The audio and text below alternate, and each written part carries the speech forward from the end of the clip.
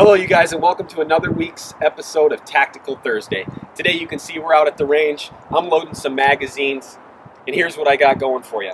My goal is to put together a 7-bit series of the 7 fundamentals of handgun shooting.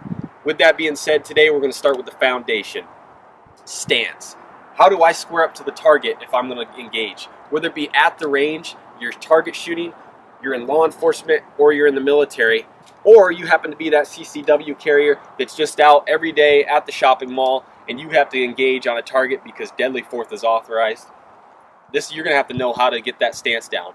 Okay, today I'm going to show you guys exactly what you need to do and what works best for me, and hopefully you guys can come up with something that works best for you.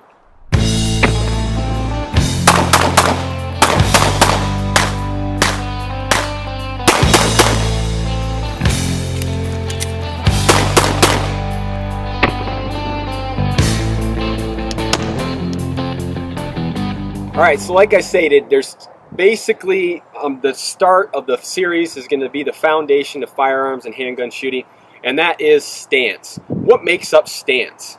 How do I square myself to the target? What are the things that I need to be doing to give myself the best foundation to have the best chance and probability of having accuracy at the most basic level of handguns fundamentals? So we'll talk about the Isoceles stance and the Weaver stance. Those are the most common. There's a few modified ones in there that people use, kind of like a half Isoceles, half Weaver stance. Depending on where you would live, what organization you're a part of, or something like that, they may have different names for them. But basically, I just want to talk about the most common two, the Weaver and Isoceles. Now, as you're going to see here in the video, I'm going to be demonstrating initially the Isoceles stance, which is what's most comfortable for me, what works for me, and what I feel is the most probable way to set yourself up for success, have you get into a spot where you actually need to engage your target. Now, as mentioned, on the Isoceles, when you go to present, your goal is, 1, to square up to the target. Okay, so your target's in front of you, get your feet shoulder width apart, be on the balls of your feet. You don't want to be leaning back, anything like that. Remember, the firearm has recoil. It's going to be coming back. Now, a 9mm like I'm holding here, the Glock 19, might not have a lot of recoil, but at the same time, I want to be on the balls of my feet, ready to go. Okay? So once I present that firearm out, I'm extending my arms out towards the target, keeping my shoulders square to the target, actually have my head slightly forward. So they're actually coming in front of the shoulders. I'm leaning forward in like more of a attack type position, like I'm actually engaging. I'm not defensive on this mode. So I want to let them know I mean business and I'm going towards the target. So when I reach out and present towards the target, I got my shoulders rolled forward, pressing into the target, which we'll get into on another video when we get into the grip and everything, but I'm actually doing like more of a push-pull slight method towards the firearm, extending my left arm, support hand, engaging that target.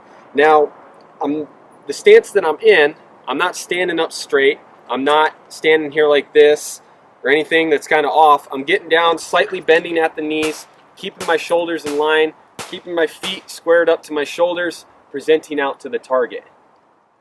So ultimately, in the goal with the Isoceles is that's what you're trying to do, is you're trying to square up to the target.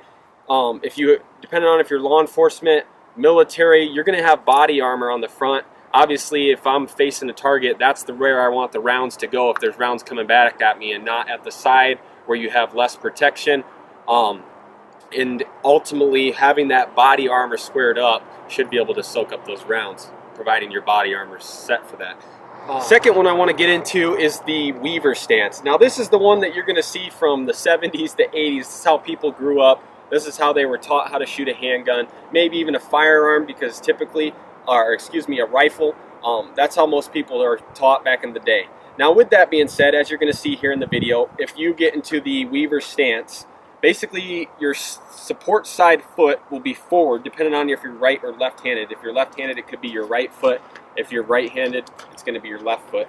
And what you're doing is you're almost, the way I explain it, the easiest way to explain it, is you're punching your strong hand out to the target, grabbing with your support hand on that firearm. So you're almost looking down the center plane right towards your target. Now, with that being said, the reason I'm not most, or at least comfortable with the Weaver stance is because when I'm pushing out towards the target, I'm opening up a side that's actually being almost presented to the target that's going to have less body armor. So essentially, where's my body armor in this case? It's facing 45 degrees angle to the right, and that's not where my target is because I'm engaging out here in front. That's why I'm not the most comfortable with that.